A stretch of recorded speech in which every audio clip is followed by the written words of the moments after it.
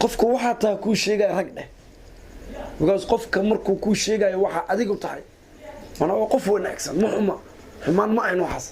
salaamullaahi calaykum waraxmatullaahi wabarakaatuh halkan nagala socotaan waa Munazzal Media fadlan haddaad nagu cusub tahay subscribe noo saar haddii aad hore u saartay mahadsan caawa waxaan idinaynaa arrin aad nooga yaabsaday waxaan maanta caawa miiska inoo saaran ninka la yiraahdo Dirisla Cabdi aniga waxaan kaaga hadlaa xumaan ma ahan xumaan laakiin hal mid aad because waxa waaye qofka waxa taa ku sheegay rag dheh because qofka markuu ku sheegay waxa adigu tahay mana waa qof wanaagsan ma xumaan ma aynu xas kaliya niyahow YouTube wax walba soo dhig halka eray oo aad ku xun tahay oo aan haddii qofka xataa ay ku daawanaysa ka caroonayso waa hal eray miski dhaafi karin waxaad ka dhigata caado laakiin kuguma wanaagsan hal eray caado ka dhigata miis ogtahay masas la socota maxaa tiri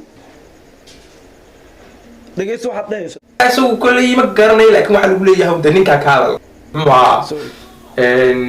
idaadi waxba la maray adan qaldaniin maanta qof adiga inta badan oo ka caansan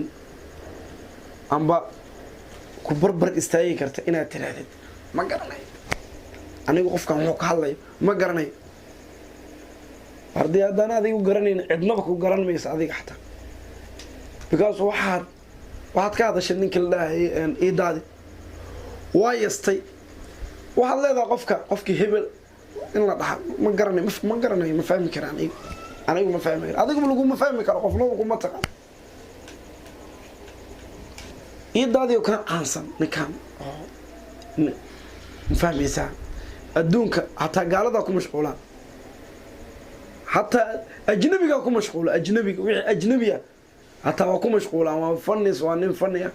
faninimadana waa heebad oo alla siiya reaction walbo ka bixisana macnaha dagaal aan ninkaas la gashan waxba ku keeni maysa laakiin inaad tiraahdo anigu ma garanayo ninkan wuxuu sheegayo idaadi la yiraahdo ma wuxuu yiri ida maxaa la yiraahdaa magaciisa ida ma garanayo waxaasna wax kuma naqanayaan marka halkaas eray aan kaaga digaya haddaad doonto xumaan ii qaado laakiin halkaas eray aan kaaga digaya adigana kuguma wanaagsan nafsadaantaada because qofku wuxuu yahay sheeg laakiin ma dhigi kartaa ma aqaani magaciisa ma garanayo magaciisa oo qofka haddaadan aqoonin waa wax caadi laakiin qof official oo la yaqaano muctarif oo caan ah oo adduunkaba laga yaqaan inaa yastawaac meeqa laga hayaa kilib adigoo dhayso qof aana ma garanayo waxay tahay qofkaan ma fahmin anigu ma ogi Dirisle tani waa fariin adiga kugu socota oona wanaagsan macnaha aniga xumaan igama ahayn barada qof ka horumarsan amba ka fahmaysa ajirto iyo kada ku dhaay balse waxa jira qof inta badan adiga inta ku taqaan in ka badan taqaan malaka aansan waa sax way jiraan miya diiday adiga inay jiraan sheeg waa maya ma diidi kartid waa jiraan dadka aansan asagana kamida ninkan odaga kamida wana xaqiiq ninkan odaga aad u jeedaan inuu adiga ku aansan yahay tii dhageysanayso oo maqlayso macnaha waxa jira hadda shacbi badan oo dareemi kara aniga xumaan iyo iga aha ina fahmaysaa iyo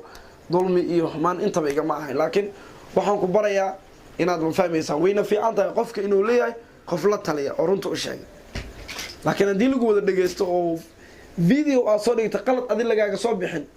oo lagu wada dhageysto oo qaladkaagina la iska dhageysto fiican wanaagaagina la iska dhageysto